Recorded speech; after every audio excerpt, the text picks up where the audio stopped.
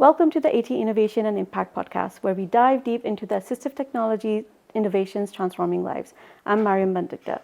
This series is brought to you by the Global Disability Innovation Hub's flagship AT 2030 program, which is funded by the UK Aid. In this episode, we have one of the AT innovators from the Innovate Now program who is tackling one of the most under-discussed problems globally, that is access to inclusive toilets and sanitation. Sylvia, the founder and CEO of Syna Consulting, believes that inclusive sanitation is a basic human right and is fundamental to human well-being.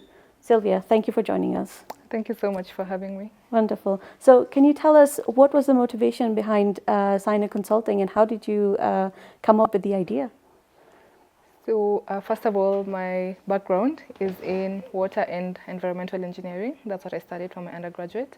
But then I had known for a very long time that I wanted to work in the social impact space. And so after my undergraduate study, I went to study social innovation management for my postgrad. And then I decided, okay, so I want to solve a challenge around SDG 6, which is clean water and sanitation.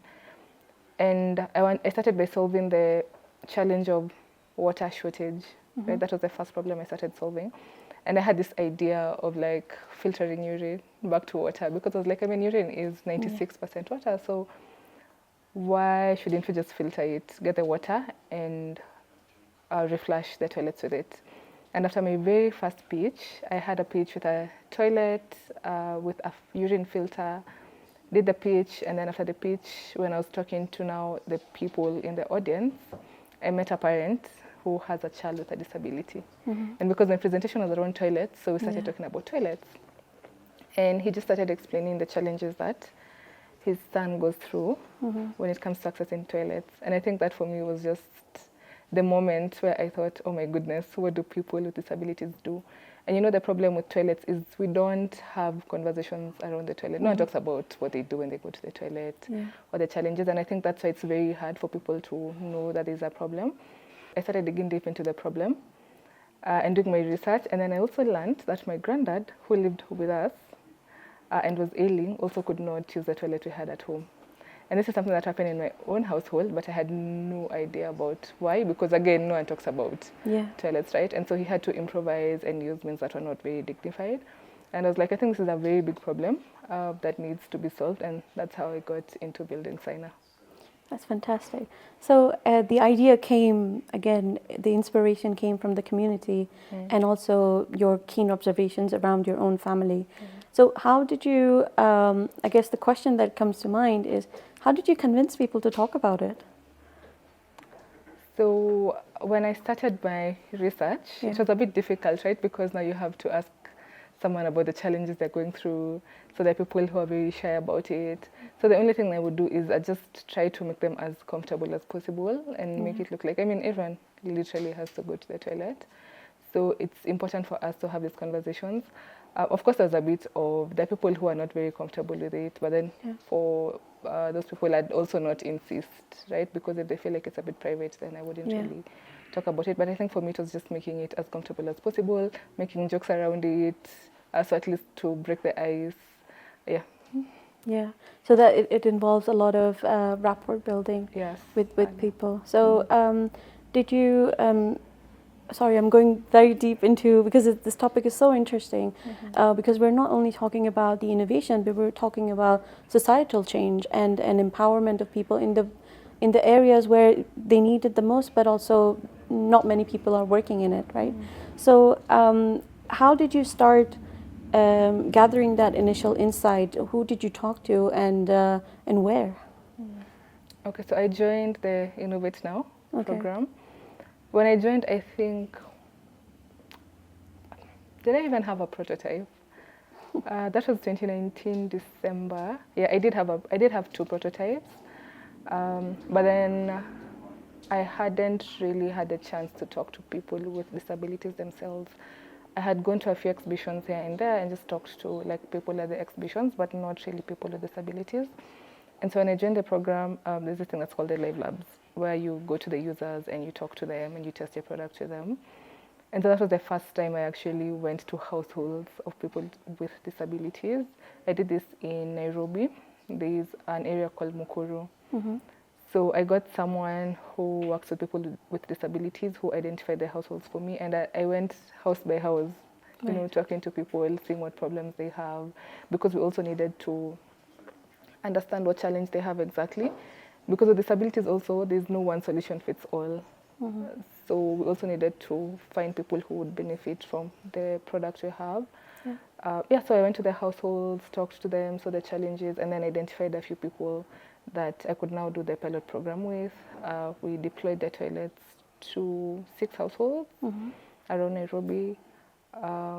Did the pilot program for 3 months. And we got like really good feedback in terms of the usability of the product. And I think the very interesting bit about the pilot was that there's this assumption that persons with disabilities only get donations. They cannot pay for the product. They paid for it in installments, but that was like a huge validation of there's a problem, and this problem is a huge pain, and people are willing to pay for it. It was at a subsidized cost, of course, but at least we were able to validate that people can pay for the product. Very interesting. And you're already, challenging assumptions about people with disabilities. And so how did you come up with the model, the business model or the payment model of paying in installments? Was that as a result of some discussions with the Live Lab participants or people in the community? Yes, so when we went the first time, we told them the price of the product. So we told them this is the actual price of the product. However, we'll give it to you at this price. Is it something you're okay with? How would you like to pay for it? And so they said how they'd like to pay for it over the course of those 3 months, and they paid for it. However, I think the challenge with that also was there are people who didn't pay, right, at the end of it. They said they'll pay, but they didn't. So what we did is we got a partnership with a bank in Kenya that offers consumer credit. Right. So what happens now is if you need a product and you don't have the money, you can get the money from the bank. The bank pays us directly, and you get a grace period of 12 months to pay for it, which is a great grace period for the amount of money that you need to pay for the product. So now we changed our model from we're giving you the products and then you pay us over a period of time to either you go through the bank, they pay us and you pay the bank over a period of time, or you pay us over a period of time and after you finish paying, then we give you the product. Okay, right. So there is a way for them to get product on day one, basically. Yes. It's great to hear that sort of flexibility in paying because it just makes it more inclusive, isn't it? That everyone is able to afford assistive products, which are much needed, especially in the space of sanitation. It's great to hear. So you've had a lot of success, clearly. Could you tell us a little bit about, were there any challenges that you faced early on when you were starting, whether that was, working against the stigma or, getting people to talk about it? And how did you address those challenges? The biggest challenge, I would say, so there's stigma, yes, but I think for the people that are actually going through the problem, they don't mind talking about it. The people that mind talking about it are people, other members in the community who are not really directly affected with the challenge, right? But then, even though they're not directly affected with the challenge, we still need them to solve the challenge. I'd say the biggest challenge for us was in the production itself, the manufacturing of the product. One of the challenges I think in the AT space generally is this lack of adequate skills when it comes to creating products for persons with disabilities.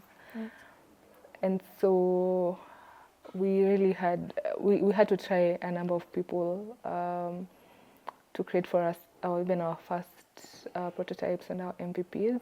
We started working with local fabricators, simply because, again, we didn't have the financial capacity to hire experts to do like a really great product for us. So we started working with local artisans, and a lot of our local artisans don't really make products for persons with disabilities. So there were a lot of failures along that line. We had probably around 5 failures. I really wanted to have a locally made product. But then by the 5th failure, we were like, okay, so we're not sure this is going to be possible now. And then the question became, what's more important? Is it having a locally made product or is it having a product in the market and having people use it and creating that impact, right? Yeah. And so we thought, I mean, having the product, regardless of where it comes from, local or not, is what is most important, other than having a local made product just for us to say, oh, it's local and we're proud of it. And so we ended up, how we solved that is we just ended up outsourcing. So we got a manufacturer who was making something similar to what we needed. And we got the product from them, and then now we built around it locally to make it accessible for persons with disabilities. Manufacturing is still a challenge we go through till today. We have a product in the market. I mean, people love it, but the cost is high. And so that's the challenge we're still trying to work around, because as long as we're outsourcing and bringing it in, it means that the cost is high. So we've actually gone back now to the drawing board, and we're redesigning a product. And now we're starting to make it again locally in steps. So we're like, okay, the first step, we'll make it from this material, then we'll test it. Then the next step, we'll make it from a different kind of material. Up until now, we get to a point where we can make it from like plastic. So we've gone back to the drawing board so that we can reduce the cost and be able to serve as many people as possible. Yeah, that's wonderful to hear. So it's a combination of things then in terms of improving affordability and access to AT is the cost of raw materials, the cost of, well, let's say labor or manufacturing. And then if you're getting it manufactured from outside, that means the cost of importing and bringing it over as well. So what would you say needs to be done to improve the AT manufacturing in Kenya or in Africa? Yeah. What would you say is needed? I'd say just upskilling. I'd say upskilling of like the people who work in the manufacturing sector in Kenya.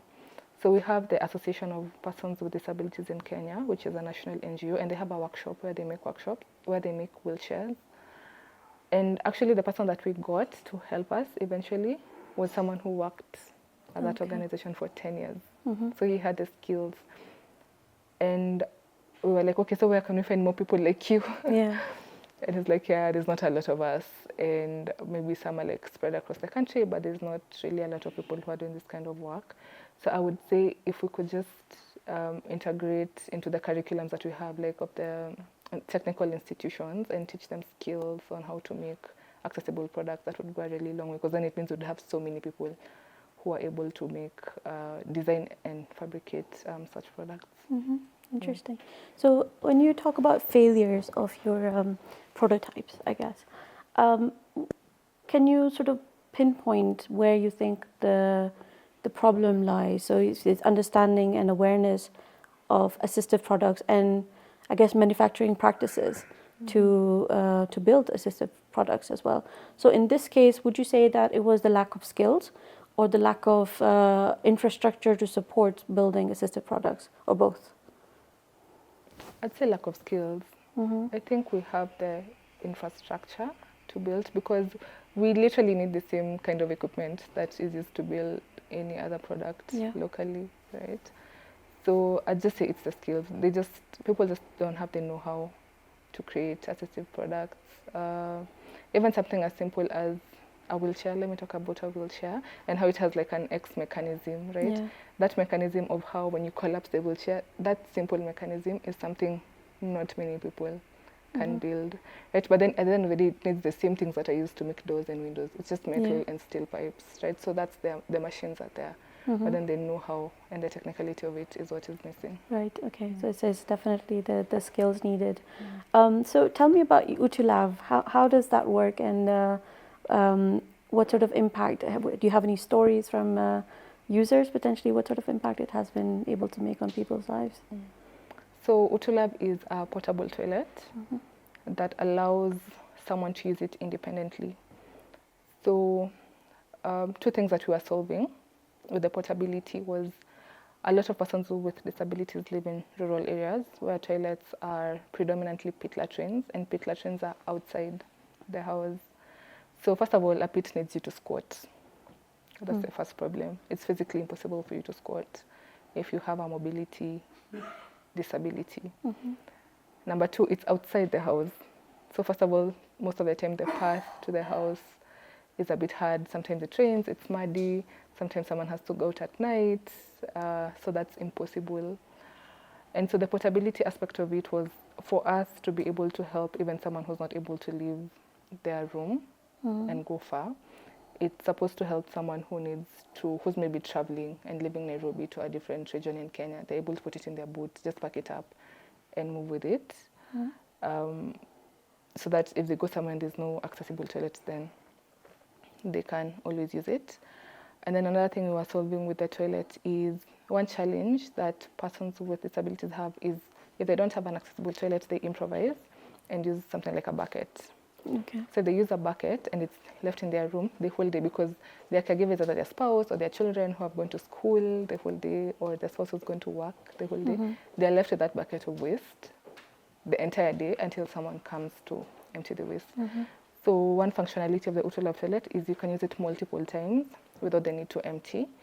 So we add enzymes in the tank that holds the waste, and what this does is, one, it eliminates the odor because you're using it in your room, eliminates the odor, and then it breaks down the waste into liquid form, making it easy to clean and empty, and also making it safe for the environment, making it safe for the caregiver. So one interesting fact is that caregivers get more sanitation-related illnesses than the persons with disabilities, because when you're going to empty, there's a lot of splashback and exposure to the waste. Yeah, so that's also something that the Utolab toilet deals with, and just allowing the person to sit on it and use it without having someone in their room. Yeah, that's great, because it's then working on multiple levels. It's creating independence, empowering people, but also respecting the privacy and, and it's discreet and independent to you. So that's wonderful to hear. Yeah. So where are you operating at the moment? Do you have majority of your users in Kenya, or have you been able to expand to other countries? How has that worked? So currently, majority of our users, all of our users actually are in Kenya. In different parts of the country, but for like our pilot program, we really focused on doing it in Nairobi. But we're launching a new pilot project with our new design, our new locally made Utolab in June, and that's going to run in the western part of Kenya for 6 months. So based on that, then we'll create a study that tells us like how the toilet works, what is needed, and hopefully it will enable us to expand into other regions of the country. We've, however, met potential partners in East Africa who are trying to solve the same problem. So potentially you'll see us in East Africa in the near future. That's wonderful to hear. Because there's definitely use, not just in East Africa, but other parts of Africa, parts of Asia as well. So there is a huge potential for growth, because again, it's one of the most basic issues that unfortunately a lot of the infrastructure built in majority of lower and middle income countries is not inclusive when it comes to, we can have ramps, we can have wheelchair accessible, but sometimes when it comes to toilets, people don't really think about accessibility, right? So it's really great to hear. So going back to your time in Innovate Now, what sort of skills do you think you learned from Innovate Now program that equipped you to sort of, to succeed in the field? Oh, so much. I think first of all, definitely the user testing and talking to people in the field, asking them the right questions. We had great support. Like, if I was alone, I don't think I'd have been able to do it. Talking to the people and doing the monitoring and evaluation. To pitching, we did a lot of pitching. I think before I joined Innovate Now, I'd done tops 5 pitches, but since I joined, I've done so many pitches, and you can only get better at it. Initially, it was a bit uncomfortable. You're not sure what to do, what to say, but then I definitely got better at it. So now it's not a lot of hassle for me to pitch. Also, just networking with people and talking to people has also been made easier. Coming into the startup space, I really didn't know what to expect. So I thought in my head, I'll create a product and it's a straight line to market. Right. I didn't understand I need to talk to people, I need to have sales, and I need to have partnerships. So I got in and I'm like, oh, I need to pitch. Oh, I need to go for meetings. Oh, I need to convince people about the value of this product. And it was the most uncomfortable journey ever. But then now I can say I do it very comfortably. Yeah, That's thanks to great. the program. Practice makes perfect. Yeah. Yes, or practice makes better. Makes better, Yeah. So, what would you say to someone who's young and they're interested in working in the AT innovation space? What would you say to them? Where to begin, and how should they develop themselves and their idea? I'd say where to begin. I think if you have your idea, find a community to help you and to hold your hand. Find people to support you who are already working in the space. Talk to the users that you want to help with your product. Because for me, that's what worked, right? I had just started working in AT and then I learned about Innovate Now and someone introduced me to Bernard. And actually, when I was talking to Bernard, I didn't even think I'd get into the program. I was just like, you know what, it's fine. Even though I wouldn't get into it, as long as I know someone in the space, that's all that matters. And I think I'd tell them, just find someone to hold your hand and work with you. And immerse yourself in the lives of the users and understand what they need. You could have a cool product, but it's not functional for the people that actually need it.